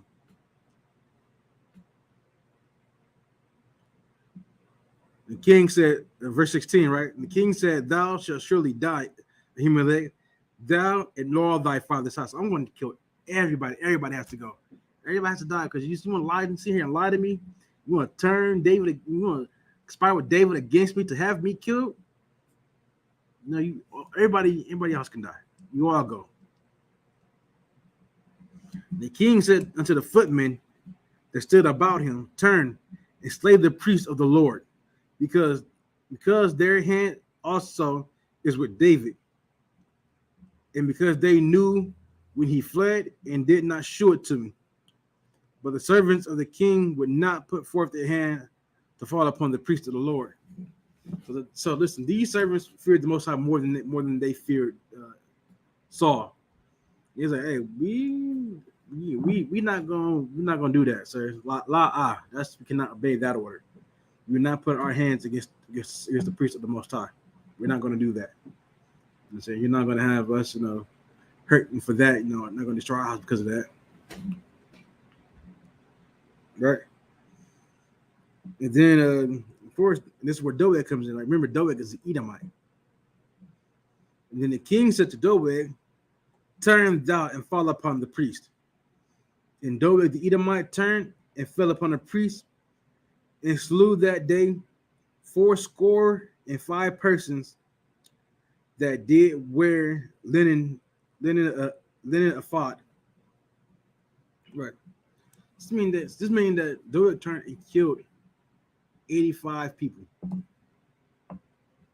Remember, a score is 20. So it's 4 score. That means it's 4 times 20. 4 times 2 is 8. 4, so 80 people, 85 people. He went and died, killed. He had no issue following that order. Why? Because he's not our people. As an Edomite, he relishes in the fact that he could kill some Israelites and some priests of the Most High.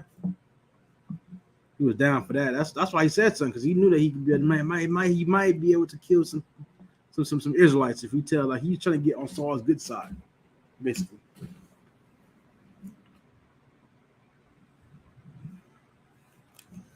Let's get to Ezekiel though. Right, this is Ezekiel verse 7. Ezekiel chapter 35, verse 7. Thus will I make Mount Seir most desolate, and cut off it from him that passeth out, and him that returneth.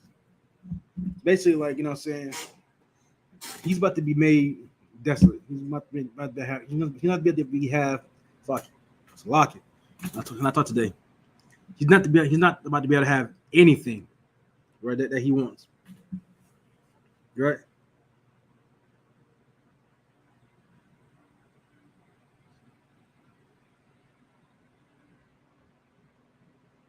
I'm just gonna give some examples, right, of what he has in store for him. Lock it.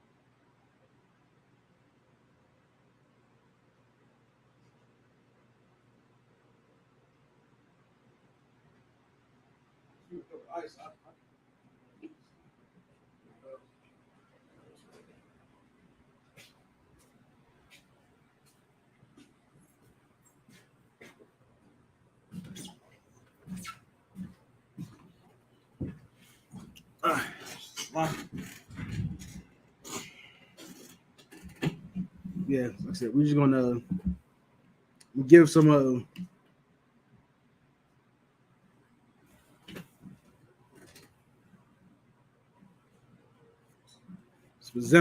what, you know what I'm saying, he has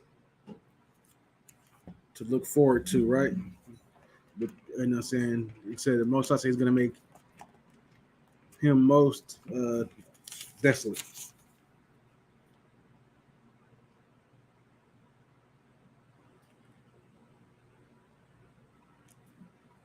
Right, so here's what Esau has to look forward to. This is Numbers chapter 24, verse 18. And Edom shall be a possession. Seir also be a possession.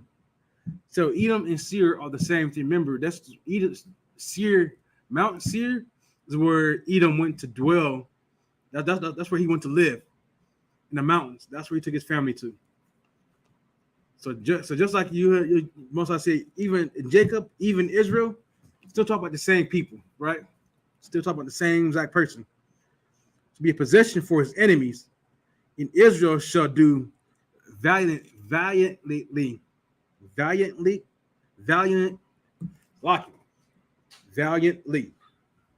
Right?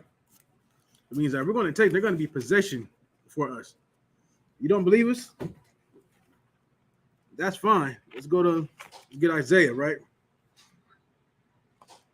Because Moses makes this known several times. This is Isaiah chapter 14, verse 1. The Lord shall have mercy on Jacob and will yet choose Israel. Right, just like he said, Edom, even unto Mount Seir, right? Just like saying right here, Jacob, and yet the mercy on Jacob, yet choose Israel. Same people, right? And set them in their own land. The strangers shall be joined unto them.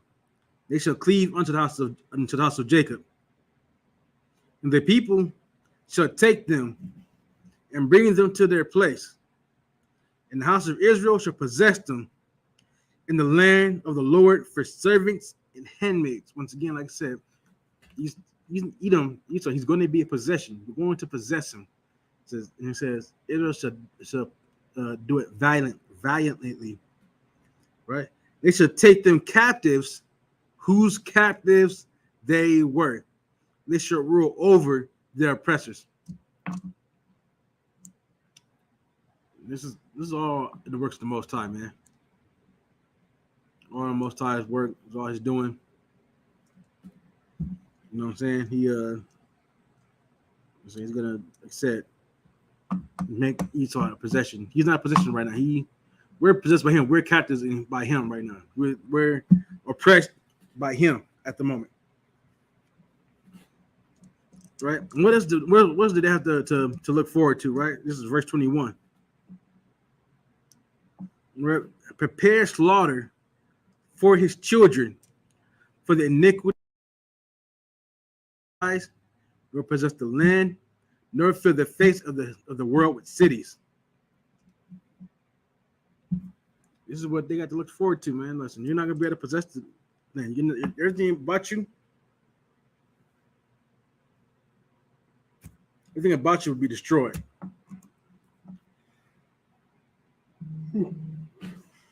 They prove themselves to be unworthy to rule over his land, right?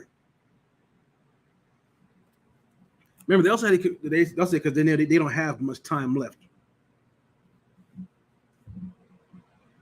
They said, "I'm gonna get to why the Most High, the reward, like I said, because thou have not hated blood should pursue them. Like destruction is what they have coming to them." Go to Jeremiah 49. I just want to show that his reward for what he's done is destruction. Not nothing nice that Esau has coming to him. This is the book of Jeremiah, chapter 49, verse 16. Thy terribleness hath deceived thee in the part of thine heart.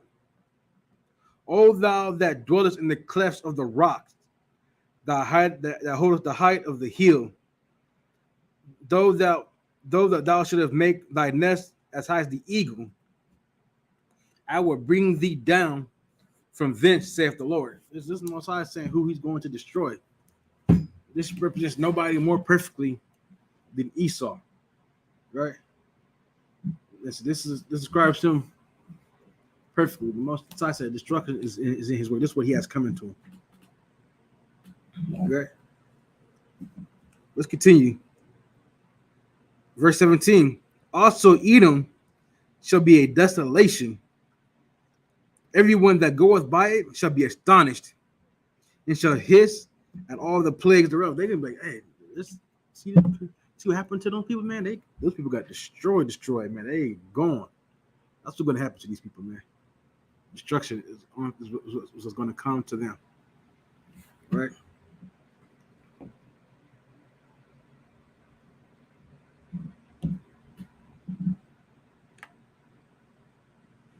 Right. Let's go to Job, right? Because Just so people know, because the white man, like I said, he's whitewashed us and things like that. To try to take what doesn't belong to him.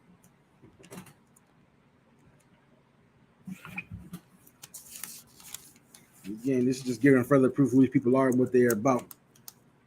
This is Job chapter 9. This does read why he should be destroyed too. What he's done right here.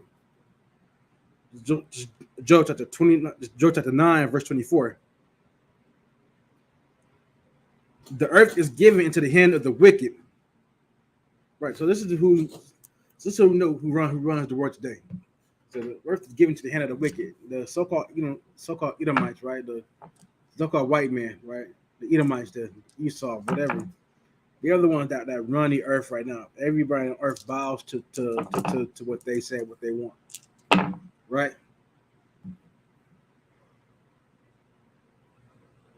There's coming where that's not going to be any longer. But it's telling who it is, who covered the faces of the judges thereof. If not, where? If not, where and who is he? Right, who's the person that's going around doing this? Who's the one that's going to say, we all know the Russian icons, right? They show them because the Renaissance didn't hit Russia the same time it hit Europe.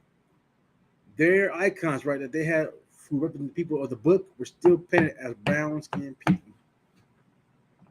Say brown skin for a reason. I'm not gonna say melanin. Just say melanin, but just say whatever. But they didn't show them being so-called Caucasians. So show them being black skinned people that white people want to hide. So now they're going about nowadays trying to painting over it, whitewashing.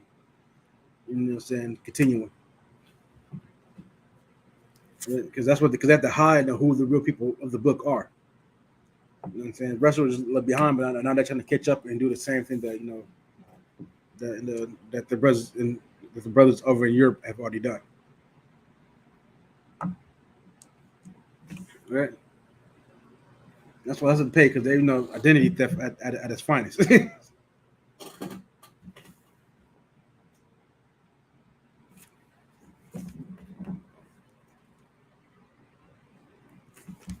We're gonna get a couple more scriptures, then we're gonna go to end in the service.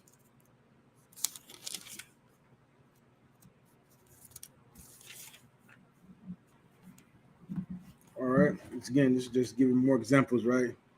Is Revelation chapter 12, verse 12. Therefore rejoice, ye heavens, ye that dwell in them. Woe to the inhabitants of the earth and of the sea, for the devil is come down unto you, having great wrath, because he knoweth he hath but a short time. This is why he works so quickly, right? That's why he's trying to, destroy us. He knows he ain't got a lot of time on this earth to be in rulership. So they said we read it. We know that he's read it, right? So he knows he has but a short time. Why does he know he has but a short time? What does that short time mean to him? And this is where, like I said, this is where spiritual hatred is going to end. This is where it's going to be a most splendid day for us, right? I don't know if I want to use the word splendid, but this is already out there.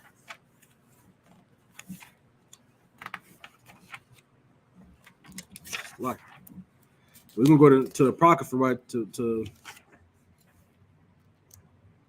the 6th chapter. Right, just a book of a second Esdras, chapter 6, right? Why does he know that he has but a short time? What does he know supposed to happen, right? We're gonna get why he knows what's supposed to happen. Verse 7. Well, let's just talk to Esdras and figure out what's going to happen at the end of the days, right? And then I answered and said, "What shall be the parting asunder of time? What's going to be the end of times, right? Where when shall the end of the first, in the beginning of it that followeth? So when will this first son? What's going to happen after this? What's going to follow after that? What's going on? Tell me what's going to be the end. Verse 8, and he said unto me, from Abraham unto Isaac, when Jacob and Esau were born of him, Jacob's hand held first the heel of Esau. So this is giving him the order, right? So for a time, Esau's going to be in rulership. Jacob's hand is right there on his heel, right? Verse 9, for Esau is the end of the world, right? So we know we're at the end of times, at the end of days, that Esau is going to be the one in rulership. So that's how we know that Esau has gone nowhere. These Amalekites, right? These so-called Jewish men will tell you that Esau has already been destroyed. He's already been put off the face of the earth. But people look around and say, "Oh, this is definitely the end times. It has to be, because look what's going on in the world, right? Look what's happening now." You know what I'm saying? The LGBT community is running. Is running around. Things that are worth called good or not bad. Like you can't be a straight person these days. You can't want to build a heterosexual family. I guess that's how you have to put it. You know what I'm saying? Everything that was bad is not. Like saying, listen, your woman could go out there half naked. You know what I'm saying? Breast all out. You know what I'm saying? Not. You know what I'm saying? Women wear these bras that don't even fit the breast. You know what I'm saying? They got. Listen.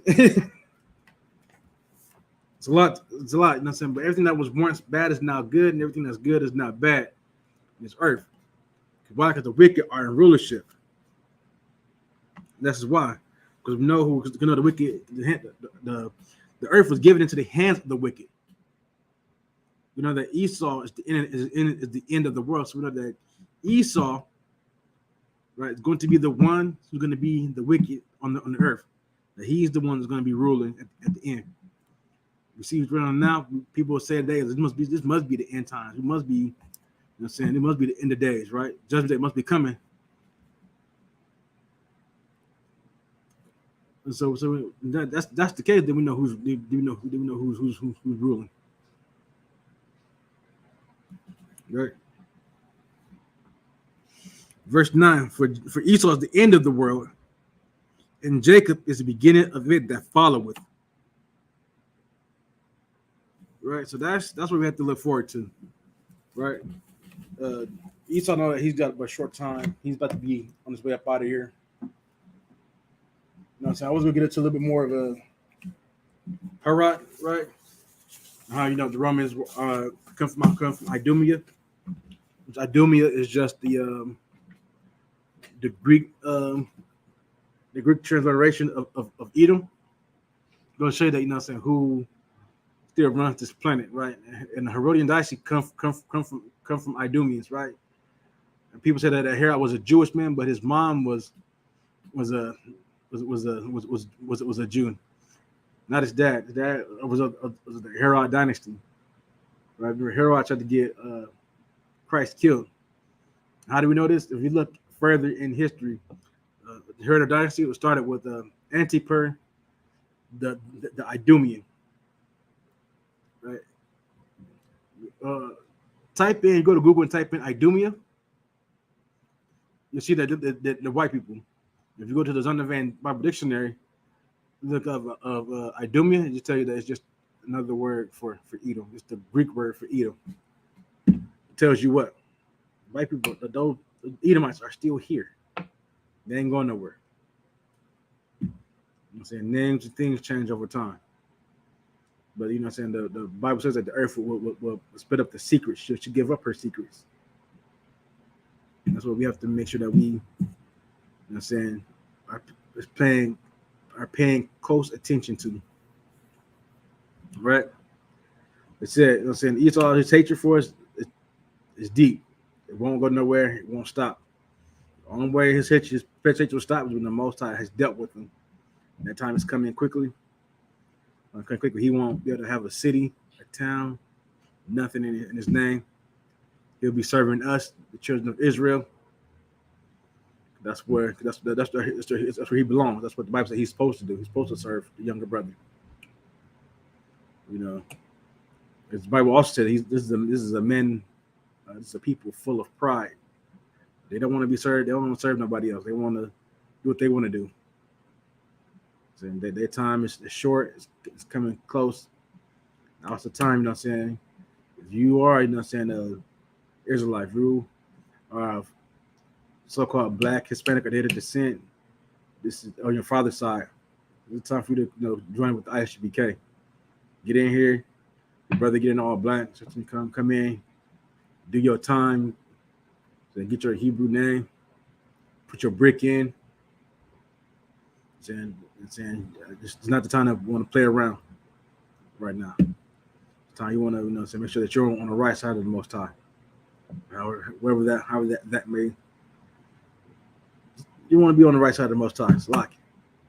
So it's still a little tight. Anyway, that's gonna be it for today. I said we'll go ahead and close out the class with the prayers. So Imagine is to stand. Upon the Hakwadan means to turn and face the east. Right. We start off with the Lord's prayers. Abanawa, Shabashemaya, Kodash, Hayah, Shemka, Yahweh, Mlakwaka, Taba'ah, Tazaka, Hayah, Aisha, Ba'arataza, Kawa, Hayah, Bashemaya, Athananawa, Bakam, Call, Yawam, Wasalaknawa, Kabawatnawa, Kasalaknawa, Kabawatnawa, Wala'ah, Tabayanawa, Benasaya 1, Abba, Hawashai Mayan Rai, Kaya, Laka, Hamalakwa, Wa Allah, Wa Tha Pa'arath, La Wayan, La Walanyan, Aman. In English, Our Father, which art in heaven, hallowed be thy name, Yahweh, thy kingdom come, thy will be done, in earth as it is in heaven. Give us this day our daily bread, and to give us our debts, and to forgive our debtors. Lead us not into temptation, but deliver us from evil. For thine is the kingdom, and the power, and the glory, forever.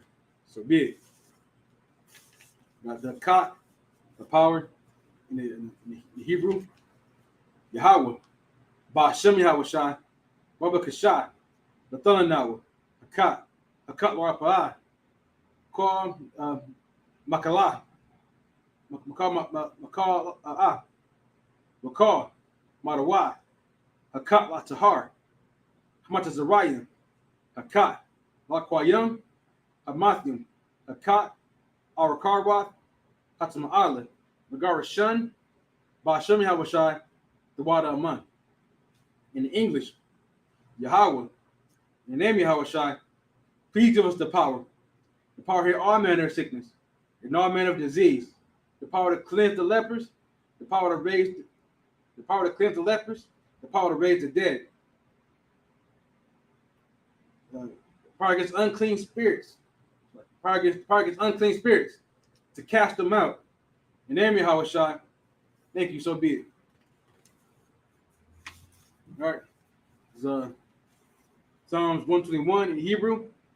Asha'ah, Ayanya, Aharyam, Ma'ayan, Yaba'ah, Isaiah, Ma'aim, Yahweh, Aisha, Shemayim, Wa'arataza, Ayathan, Lamawat, Magalka, Ayanawam, Shemarka, Hana, La'ah, Yanawam, Wala'ah, Yayashun, Shamar, Yasra'ala, Yahweh, Shemarka, Yahweh, Tazalka, Al-Yad, Yumyaka, Yawamam, Hashamash, La'ah, Yakaka, Wayarak, Balayilah,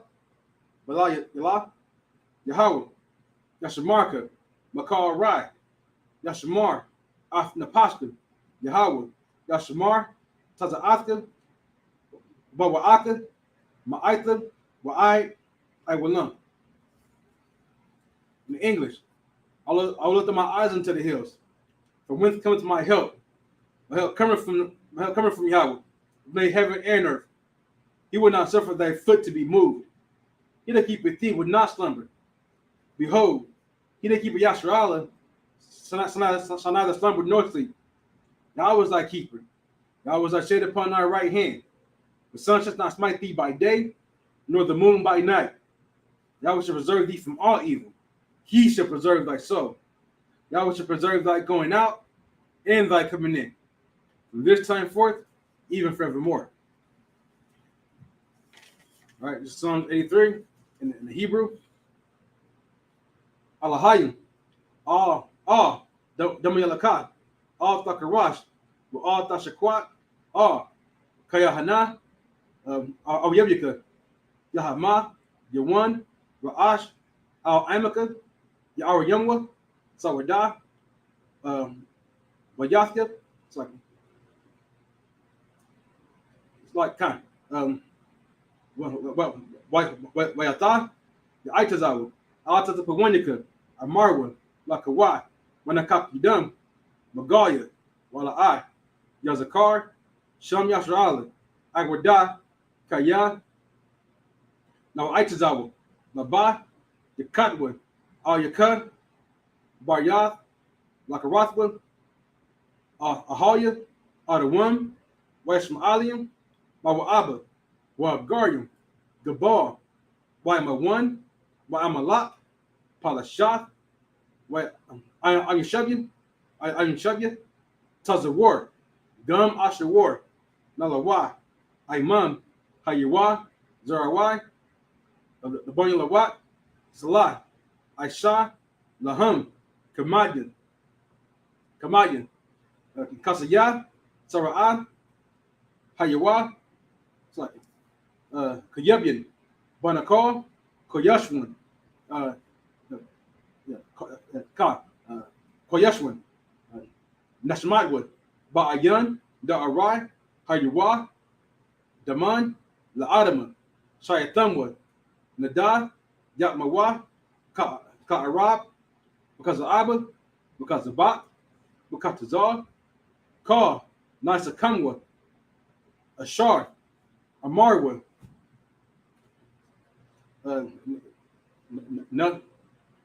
Nairashad, Lanawa, Ath, Na'awath, Alahayim, Alahaya, Shayathamwa, Kagagala, Kakwash, the Panya Rakah, Ka'ash, Taba'ira, the Ira, because Haba, Talaha, Harayam, Khan, Thoradakma, Basairaka, Wabasa, Wapathka, Tabahalam, Mala'a, Panyahan, Kwalawan, Waya, Bakashwa, Shimka, Yahawa, Yabashwa, Waya, Bahawa, Aidai, Waya, Kaparwa, Waya, Abatwa, Waya, Da'aiwa, Kaya, Ata, Shimka, Yahawa, the Batka, Al-Yawan, Al-Kal, Ha'aratazah. All right. Psalms 83 in the English. Keep not thy silence, O God. Hold not thy peace. And be not still, O God. For lo, thy enemies make a tumult. And they that hate thee have lifted up the head. They have taken crafty counsel against thy people and consulted against thy hidden ones. They have said, come, let's cut them off from being a nation. The name of Yasharallah may be no more remembrance. For they consulted together with one consent. They confederate against thee, the tabernacles of Edom, and the Ishmaelites of Moab, and Hagarims, Gabal, and Ammon, and Amalek, the Philistines, with the inhabitants of Tyre, and so also joined with them. Their hope in the children of Lot, Salah. Do unto them as unto the Midianites, as to Sisera, as to Jabin, the book of Kasan, which perished at Endor. They became as dung for the earth. Make their nobles like Oreb, and like Ze'eb, yea, or the princes of Zabah, and not Zamuna, who said, let's take to ourselves the houses of God in possession. Oh my God, make them like a wheel. as the stubble before the wind, as the fire burneth the wood, as the flame set the mountains on fire. So persecute them with thy tempest, and make them afraid with thy storm. Fill their faces with shame, that they may seek thy name, Yahweh. Let them be confounded and troubled forever. Let them be put to shame and perish, that men may know that thou, whose name alone is Yahweh, art the most high of all the earth. All right, got the blessings in the Hebrew. Barakatah Yahweh. Why Yahweh Shai? Why Micah Allah? Why Allahayim? Atazab Ya'ah? Alawak Yahana. Ha Alawakim. Hasaranyu. Quatazayayim. Hakar Yayim. Wa Wathim. Yahweh. Ba'ashem Yahweh Shai. Wad Aman. In English, bless you Yahweh and Yahweh Shai and Michael and the angels, commanding during Johanna, the generals, the captains, the officers, the troopers, and the sisters. Yahweh, your name Yahweh Shai. Thank you, so be it.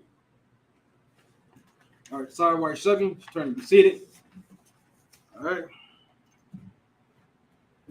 With that, Ayat Matah, service is dismissed.